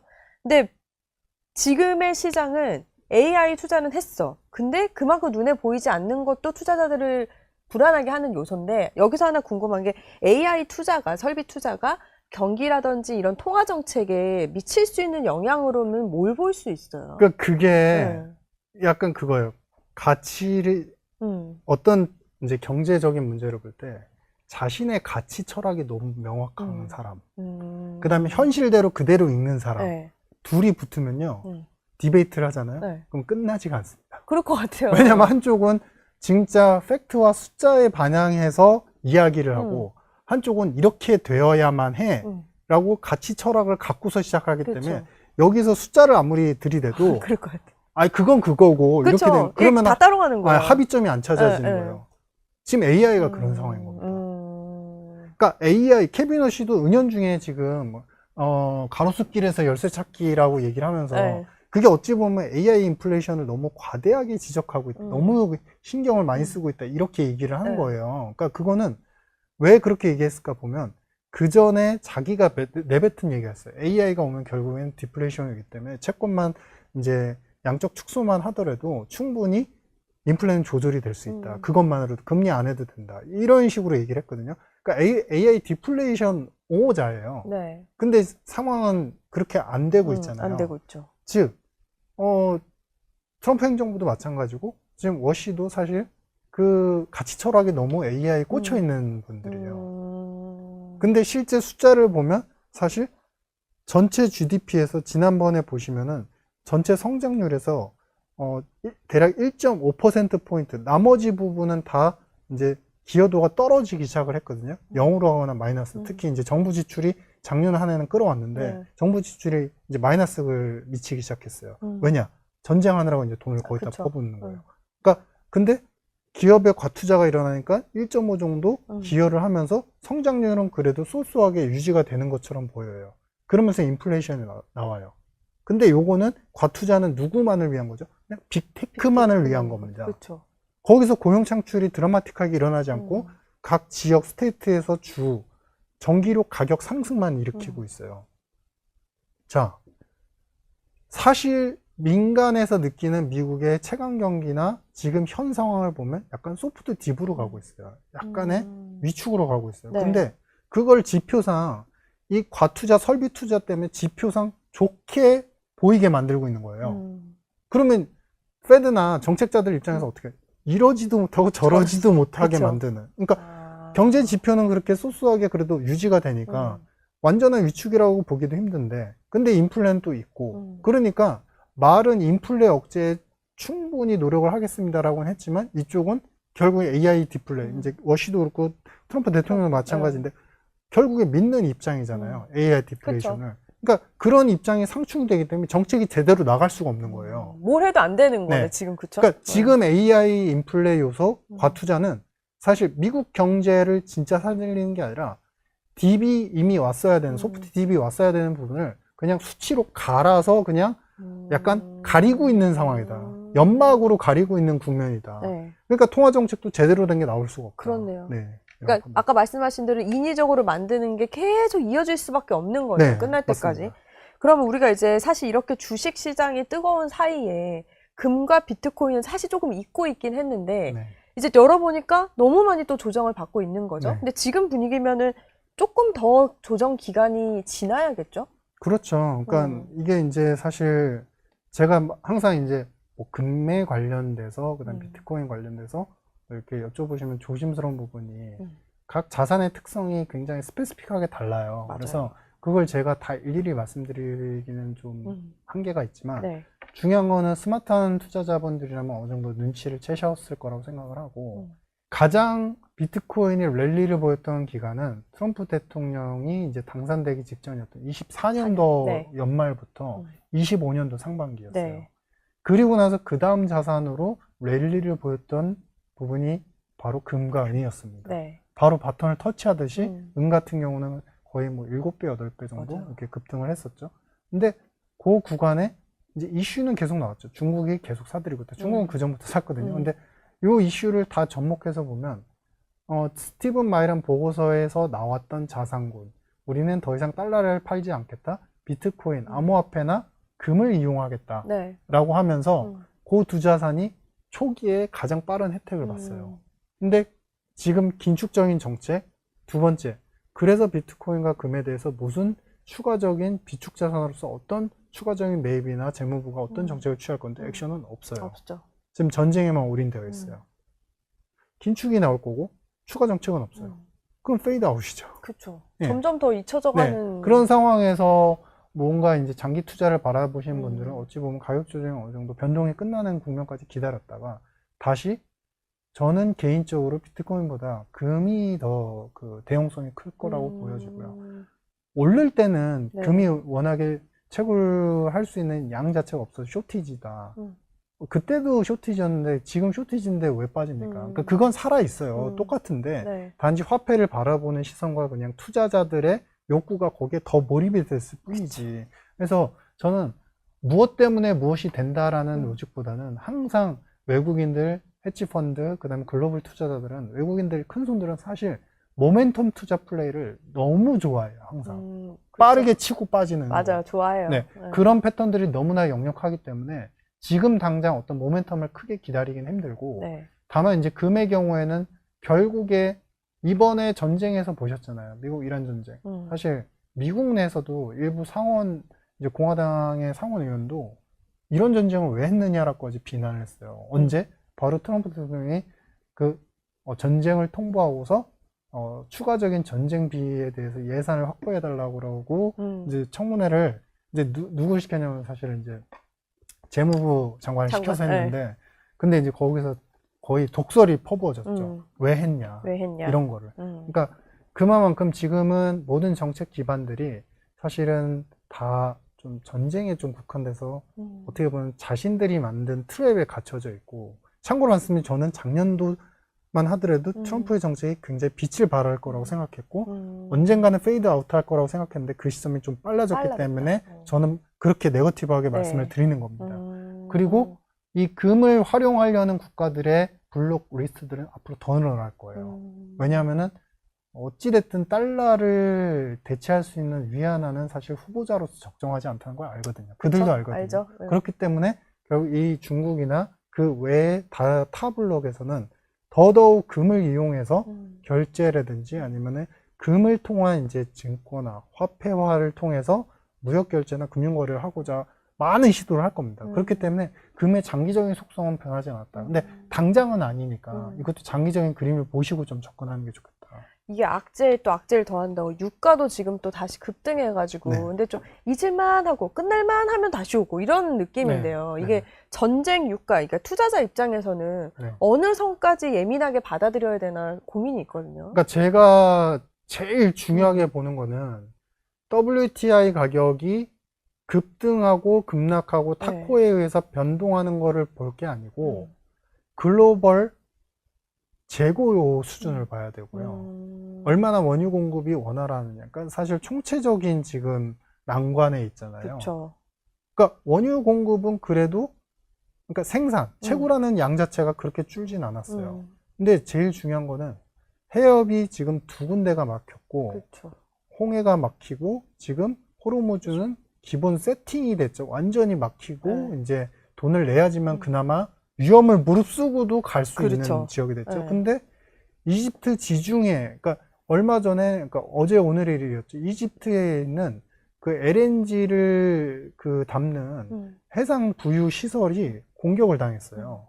그러니까 이집트에서도 지금 이게 도대체 어느 소행인지 파악 중이다. 근데 이게 점차 전쟁의 어떤 지형도가 확산이 되고 있잖아요. 그렇죠. 지금 최근에는 가장 최근에 사우디하고 미국이 그 우리 이라크 민병대를 갖다가 이제 정밀 타격을 네. 했고, 그러니까 사우디도 지금 참을 만큼 참고 있는 거예요. 왜냐면은 뭐 사우디 입장에서 최근에 서부 항구를 통해서 나가는 원유 선적 물량들이 급감을 하기 시작하거든요. 최근에 많이 줄고 있습니다. 네. 그러니까 이들도 사우디는 어쨌든 국부가 다 어디서 나와요? 원유 수출에서 나오거든요. 그러니까 이게 이란의 문제, 그 다음에 후티 반군, 여러 가지 요소들이 가미가 되면서 점점 중동 걸프만 국가들도 경제적 분노가 형성이 되는 거예요. 그러니까 과거의 중동 정쟁과 완전히 다른 건 뭐냐면 그때는 항상 이스라엘이 있었어요. 이스라엘이 영토 욕심을 갖고 아랍 국가들이 연맹을 해서 합쳐가지고 거기에 이제 그쵸. 나중에 미국까지 이제 개입을 하면서 빵 한 번에 터지고 오일 쇼크하고 딱 끝나고. 근데 이번 같은 경우는 굉장히 서서히 더디게 오지만 서서히 분열과 확산 조짐을 계속 보이고 있다. 이거는 장기적으로 보면은 당장 뭐 중간 선거까지 간다 뭐 이렇게 얘기하지만 그거는 알고 계시면 2년 이상 저는 갈 수 있는 건이라고 봐요. 언제까지? 이란이 원하는 핵 합의 관련 사항을 예전 오바마나 바이든 때처럼 완전히 열어주기 전까지는 이거는 해소가 안 될 문제다. 야, 이건 장기전으로 갈 여지가 되게 네. 확실해 보여요. 그렇죠. 그래서 이 지정학적인 리스크 하나 곁들이자면은 얼마 전에 우크라이나가 이란 선박까지 때렸잖아요. 네. 그러니까 그 건을 인해서 사실 어디가 또 분열이 되면 유럽이 분열이 유럽, 되기 시작하는 그쵸. 거예요. 그러니까 이렇게 지금 일파만파로 자꾸 조금씩 전선이 확장이 되잖아요. 물리적 전선이 아니라 맞아요. 네. 갈등과 분노의 전선이 확장이 되잖아요. 그러니까 저는 이런 지정학 자체가 결국에 원유의 가격 그보다도 이 굉장히 중요한 요소이다. 이 탑이 계속 이렇게 확전이 되면 네. 사실상 물가와 이제 원유 실제로 생산돼서 우리가 쓰는 디젤이나 휘발유 브렌트유의 인플레이션을 막을 수 없을 것 같다. 그러면 지금 어쨌든 상황이 안 좋잖아요. 주식장도 안 좋고. 근데 보셨을 때 진짜 무서운 건 5천장이 깨질 거냐거든요. 그렇게까지 갈 거라고 보세요? 지수의 패턴이나 지수를 예측하는 건 저는 못합니다. 그러니까 재능도 없고 능력도 네. 없고요. 근데 그러니까 시장을 보셨을 때 전반적인 전체. 방향성이 이제 변동이 끝나야 되는 문제인데, 그러니까 변동이 지금 이제 상방 변동이 나올 때에 비해서 하방 변동이 나올 때는 그 전에 빛을 발했던 정책 요소, 금리 환경, 네. 그다음에 트럼프의 정책들, 그리고 여기에 더불어서 이제 그래도 인플레가 완화될 수 있다는 믿음들, 여기 하나 더 추가하면 유동성. 이 네 가지가 지금 다 반대로 가고 있어요. 그렇죠. 그러니까 변동이 저는 완화되는 구간이 빨리 좀 왔으면 좋겠는데 당분간은 좀 이어질 것 같고, 그러면은 지금은 지수 자체를 논하는 건 그렇게 큰 의미가 없다고 보입니다. 왜냐하면 변동이 가속화되는 구간 동안은 거기까지 갈 수도 있고 그걸 깰 수도 있고 이 가능성은 무궁무진하게 그렇죠. 열려 있어요. 네. 그래서 근데 이제 다만 그러면은 뭐 당신은 뭐 다 세상 망한다고만 얘기하면 저는 그런 주의는 절대 아니고 네. 투자자들이 제일 중요시 보셔야 하는 게 지금은 밸류에이션의 잣대도 중요하지만 포지셔닝, 정책의 포지셔닝이 지금 큰 틀에서 보면은 중국의 밸류체인이 굉장히 커졌어요. 네. 그렇게 무시당하던 중국의 AI 소프트웨어를 유럽도 채택하기 시작을 했어요. 듀얼로 가져가요. 비싼 미국의 AI 하나, 그 다음에 중국 가성비 있는 거 두세 개. 이렇게 붙여서 쓰고 있어요. 가성비 게임에서 아직은 아무리 뭐 거기에 SSD와 양집 메모리에 이제 랜드는 뭐 쓸 수 없다, 수준이 낮다 해도 그래도 어차피 당장 소프트웨어를 비싼 가격의 D램을 사서 출시를 해도 수익성이 안 되기 때문에 오히려 가성비 쪽이 지금 위너예요. 네. 그러면은 이러한 것들을 결국에 우리나라도 미국 밸류체인에 들어가 있잖아요. 그렇죠. 이거를 결국에는 우리가 더 투자를 적극적으로 해서라도 우리가 이 밸류체인을 확실하게 패권 1인자로 만들겠습니다. 그런 선언이 나와야 돼요. 그 비슷한 부류의 행정명령이라도 나와야 돼요. 그거는 어디서 찾냐? 미국 트럼프 행정부에서 힌트를 찾으셔야 된다. 그 구간이 되면 저는 이제 그때는 어느 정도 변동이 완화되는 구간이 올 거라고 보고 있고, 여러분들이 이제 보시는, 물론 주식시장과 자산이라는 것이 너무 빠지면 또 이제 더 이상 빠지지 않는 국면이 있긴 하지만, 네. 중요한 거는 지금 현재는 작년도와 올해 초까지 발해줬던, 빛을 발했던 네 가지의 큰 요소가 다 꺾이고 있기 때문에, 오히려 지금 이거를 이제 결국에는 결자해지라고 풀 수 있는 정책은 미국에서 나와야 된다. 미국에서. 그거를 예의주시하시면서 보셔야 된다. 이런 판단입니다. 변동성의 가속화 말씀 주셨는데, 그러면 지금 제일 궁금한 건 지금 투자자들이 그거거든요. 현금을 더 늘려놔야 되냐, 아니면 버텨야 되냐, 어떻게 좀 보세요? 여기에서의 핵심 포인트가 있습니다. 네. 이 판단하면서 제일 중요한 거는, 여러분들도 그거는 반드시 아셔야 돼요. 다른 분들이 뭐 판단을 해주거나 그럴 때도 반드시 주목하시는 게, 여기서 투자를 계속 할 거냐, 아니면 현금만 늘려놓고 계속 관망할 거냐. 여기에서의 가장 중요한 핵심은요, 강세장이 완전히 끝났느냐 아니냐. 그러니까 지금이 너무 과열이었기 때문에 그거를 꺼트리기 위한 조정인 거냐, 아니면 네. 완전히 색깔이 변해서 약세장으로 가는 진입 구간에 있느냐. 이거를 판단하는 게 되게 중요해요. 어렵죠. 만약에 약세장이라고 판단이 들면은 이건 사실은 할 수 있는 만큼 뭐 모든 거를 하지 말고 항상 저는 반반 혹은 이제 천천히 시점을 나눠서 그걸 강조해 드리거든요. 자신이 그래도 허용할 수 있는 범위의 손실을 감내하더라도 현금 비중을 그래도 최대화하는 게 맞습니다. 약세장으로 전환됐다면. 네. 근데 지금 당장 제가 보는 관점에서는 약세장은 끝나지 않았어요. 강세장은 끝나지 않았다고. 네, 강세장은 끝나지 않았어요. 왜 이 말씀을 드리냐면, 해치펀드들과 글로벌 투자자들이 전 세계에 놨던 돈들이 전부 다 여러 가지 지금 리스크들이 많이 포진됐다고 그랬잖아요. 근데 그러면 통상적으로 그 돈들이 이렇게 다 이렇게 빨려 들어가는 게 보이거든요. 펀드 플러나 이런 거 봤을 때. 네. 근데 그 돈들이 이렇게 쓱 빨려 들어가진 않았어요. 아직. 아. 오히려 미국에 많이 투자하던 그런 이제 기관들이나 외국인들이 이제는 그걸 좀 쪼개서 이제는 반등이 나오겠지라고 하는 소비재 국가, 어디죠? 인도랑 중국에 또 투자를 하기 시작하고. 그쵸. 그러니까 이 얘기는 뭐냐면, 돈이 한번 이렇게 회수가 돼가지고 더 이상 나가지 않으면 약세장 전환에 굉장히 위험한 징후로 봐야 되는데, 지금은 또 완전한 약세장이 아니에요. 강세장의 패턴이 유지가 되지만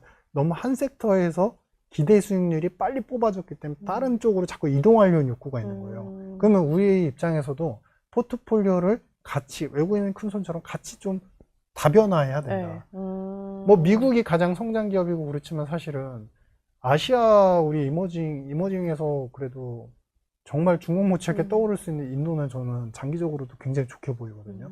그러니까 인도 베이스가 소비 베이스이기 때문에 여기는 약간 모멘텀성이 좀 강하긴 해요. 그래서 밸류에이션이 약간 비싼 부분이 있지만, 중요한 건 여기는 그렇게 뭐 수익성의 문제나 뭐 예를 들면은 과투자를 해가지고 산업 자체가 갑자기 붐업 됐다가 붕괴, 이런 거 없어요. 네. 그러니까 그렇기 때문에 약간 이제 배분을 좀 적정한 수준으로 해 나가시는 전략이 지금은 좋을 것 같다. 혹여나 나중에 정말 약세장으로 전환될 신호가 보이면 네. 또 그때는 그런 신호를 미리 캐치업해서 여기 와서 시그널에서 미리 좀 알려주세요. 말씀을 드리도록 하겠습니다. 알겠습니다. 그때까지 우리나라가 잘 버티고 네네. 잘 진행되길 바라면서 오늘 말씀은 여기까지 듣겠습니다. 감사합니다. 네, 감사합니다.